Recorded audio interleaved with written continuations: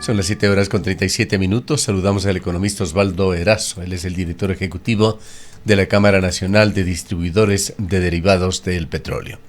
Economista Erazo, ustedes han venido conversando con el gobierno, no con una conversación muy fluida, pero ha habido contactos, interconsultas, y puede tener quizá más claridad en cuanto a hacia dónde vamos con el tema de la focalización o en general sobre subsidio de los combustibles. ¿Tiene realmente el gobierno de Noboa un plan claro sobre este tema? Don Gustavo, qué gusto saludarle y a través suyo un fuerte abrazo a toda su distinguida audiencia. Sí, en realidad hemos tenido algunas solicitudes para poder reunirnos con las autoridades de gobierno. Con este gobierno en algún momento nos reunimos con el anterior viceministro de Hidrocarburos, pero claro, ahí hicimos nosotros nuestras propuestas. No es que nos dijeron esto es lo que va a hacer, sino que escucharon las propuestas nuestras.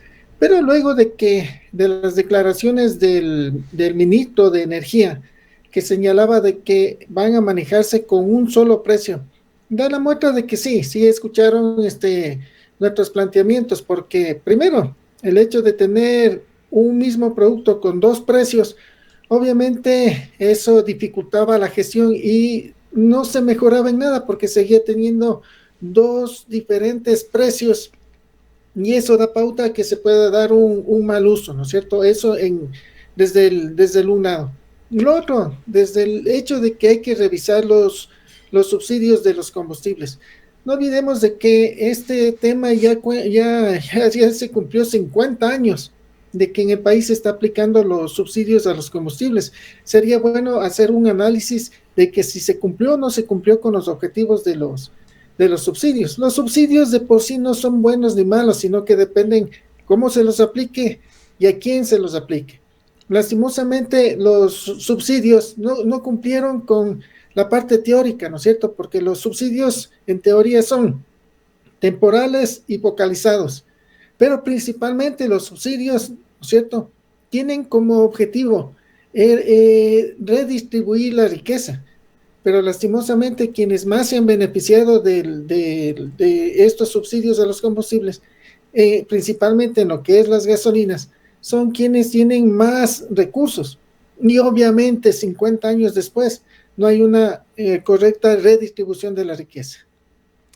Ahora, a esta lluvia de declaraciones tenemos que ir un poquito más al pasado, pero muy cercanas, dichas por el propio presidente Daniel Noboa.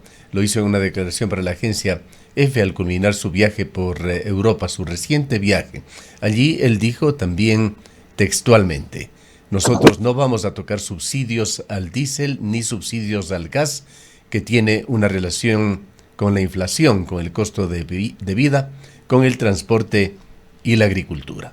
Si tomamos la palabra del presidente, lo único que se estaría poniendo en consideración sería el precio de la gasolina extra y de la gasolina Ecopaís. Bueno, el tema de subsidios es un tema de constante vigencia, ¿no es cierto? Siempre está en el tapete de discusión, pero tuvo mayor relevancia cuando el presidente de la República en enero ya señaló de que hay que revisar los precios de los combustibles, lo cual es potestad del presidente de la República según el artículo 72 de la Ley de Hidrocarburos. Pero también con un informe del Banco Mundial, ¿no es cierto?, que dice que es necesario que se revisen los subsidios de los combustibles. Sí, el gobierno ha anunciado de que no va a topar lo que es los precios del diésel y que no va a topar los precios del gas. Del gas se entiende, ¿no es cierto?, porque a la final tiene un efecto social, el gas, y bien o mal, todos, o la mayoría, prácticamente todos, utilizamos el gas en nuestras cocinas. Habrá unos que se benefician en mayor o menor medida, pero todo el mundo utiliza el gas y todo el mundo se beneficia con este subsidio al gas de tipo doméstico, ¿cierto? El diésel, que es el combustible que tiene mayor peso en los subsidios de los combustibles, porque prácticamente el 50% de los subsidios de los combustibles es el diésel. El gobierno ha anunciado que eso no lo va a topar. Bueno, es decisión, puede ser un siguiente paso o lo que sea.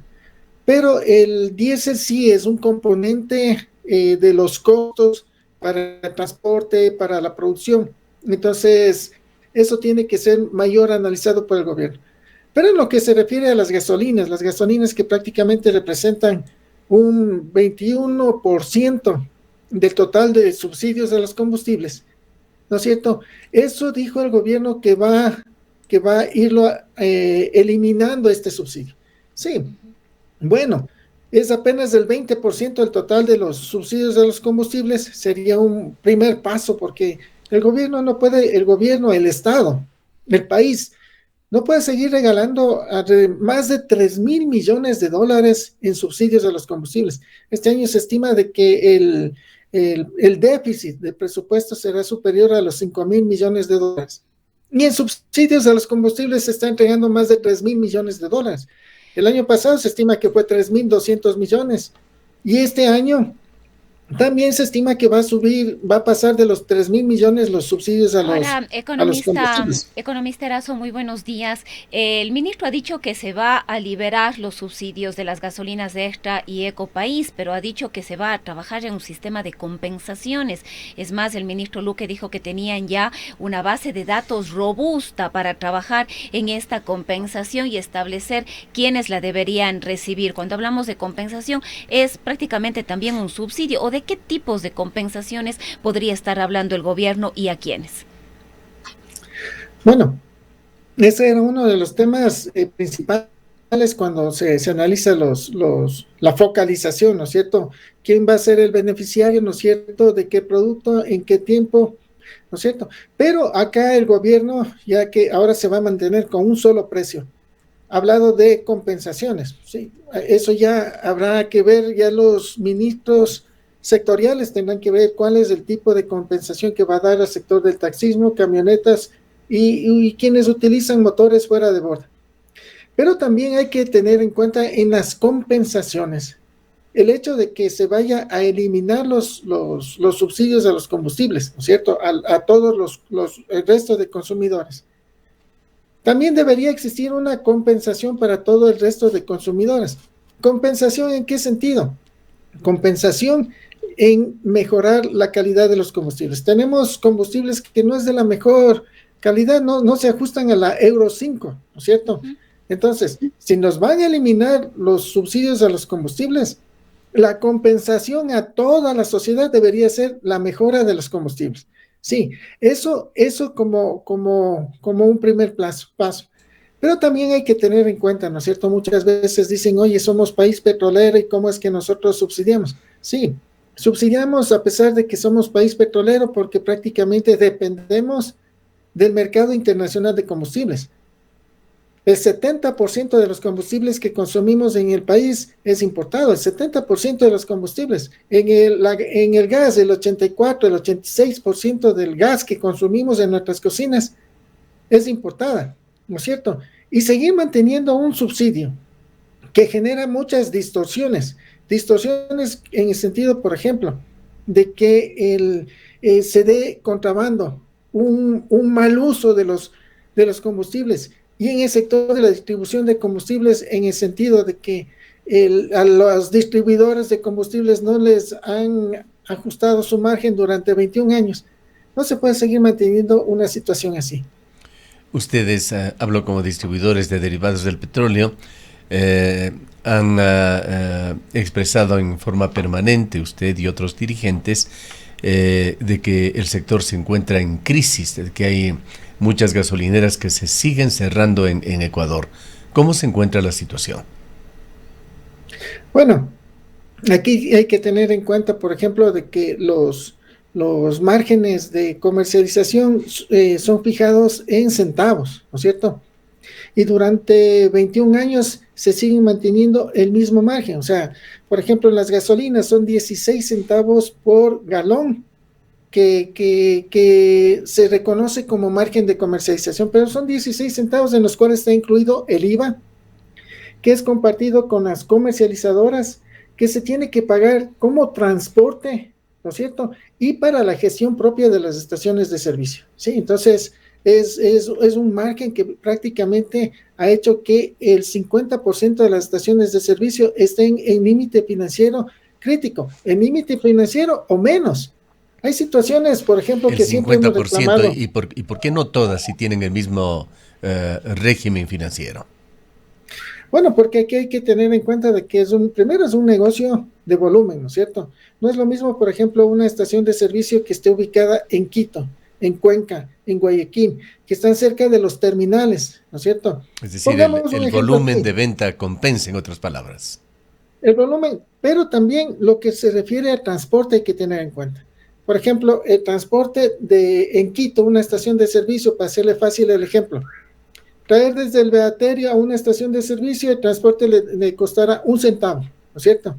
Pero si esa estación de servicio no está en Quito, sino que tiene que estar en el Y Tena, tiene que pagar 5 o los 6. costos de transporte lo absorbe cada una de las bombas gasolineras, tiene sus propios costos. Por ejemplo, una estación de servicio en el Tena tiene que pagar no 1 centavo, sino 5, 6, 7 centavos por galón, ¿no es cierto? O sea, paga 5, 6, 7 centavos y las dos estaciones, tanto la de Quito como la del Tena, tienen que vender al mismo precio. Compran al mismo precio terminal y tienen que vender al mismo precio de venta, pero no toman en cuenta lo que es el transporte. Entonces, por eso decimos de que hay estaciones de que, claro, el 50% está en límite financiero crítico, pero hay otras, por ejemplo, que no tienen tanto el problema del transporte, como otras que sí lo tienen. Y más, y seguimos con el ejemplo del Tena. Este rato, una de las vías a Baeza está cerrada y tienen que darse la vuelta incluso hacia Quito. Ya no están pagando 5, 6, 7 centavos, sino hay ratos que pagan hasta 10 centavos por galón. ¿Y cuál sería la forma de evitar estas inequidades? Bueno, en esta cuestión, si el gobierno quiere seguir subsidiando el precio de los combustibles, ¿no es cierto? Si el gobierno quiere mantener un precio fijo sin tomar en cuenta lo que es los costos de transporte. Aquí pongamos el ejemplo de lo que es la Coca-Cola. Usted va y compra una Coca-Cola a nivel nacional al mismo precio. Es porque la empresa asume el transporte. Si el gobierno quiere seguir vendiendo a un mismo precio, que asuma el costo de transporte. Ahora, ¿qué significaría esto de liberalizar el precio? ¿Qué parámetros regirían? Simplemente la oferta y la demanda, pero hay siempre particularidades del país. Hay que tener en cuenta, por ejemplo, si es que se liberalizan los precios de los combustibles, primero hay que tomar en cuenta cuál va a ser el precio, ¿no es cierto?, que se va a fijar, porque una cosa es de que el gobierno elimine los subsidios a los combustibles, ¿no es cierto? Y otra cosa es de que los combustibles se ajusten a precios internacionales. Sí, no es lo mismo precios sin subsidio que precios internacionales. ¿Por qué? Se liberar Por no ejemplo, sería, perdón que le interrumpa, economista, la situación sería igual que lo que pasa con la gasolina súper, es decir, que esté sujeta a este sistema de bandas, o la otra posibilidad es de establecer un precio. bueno, ahí tendría que definir el gobierno cómo lo haría, ¿no es cierto? Ujú. Porque primero, nuestra recomendación es el rato de que vaya a eliminar los subsidios a las gasolinas, tiene que ser de manera paulatina, ¿no es cierto? Que no suceda lo que sucedió en octubre del 2019, que el gobierno de Lenín Moreno eliminó de golpe. Tiene que ser paulatinamente el ajuste para que mensualmente el consumidor se vaya acostumbrando. Estamos acostumbrados a tener un combustible con precio subsidiado. Tenemos que irnos ajustando a los nuevos precios, pero de manera paulatina, ¿no es cierto? Y eso ¿cómo lo van a manejar? Manejando con precios claros y con costos transparentes. Hay que tener en cuenta que, por ejemplo, los precios, la gasolina, ¿no es cierto? Sin subsidio estaría en $3, $3.10.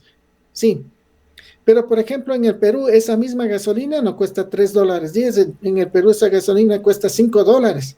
Entonces, por eso es que una cosa es sin subsidio y otra cosa son precios internacionales. ¿Por qué cuesta tanto en Perú? Bueno, en el Perú, ellos, por ejemplo, tienen un mayor volumen de importación de combustibles, ¿no es cierto? Que lo que nosotros importamos. Sí, nosotros bien o mal tenemos una parte de la producción nacional, pero también ellos tienen impuestos adicionales a los que nosotros tenemos Pero, sobre los... ¿está hablando los, usted los de una gasolina similar, comparable a la Ecopaís? Exactamente, son similares. Pero también hay que tener en cuenta, por ejemplo, lo que se refiere, si el gobierno también quiere disminuir los subsidios, tiene que poner el dedo también en lo que se refiere en el etanol para la elaboración de la gasolina Ecopaís.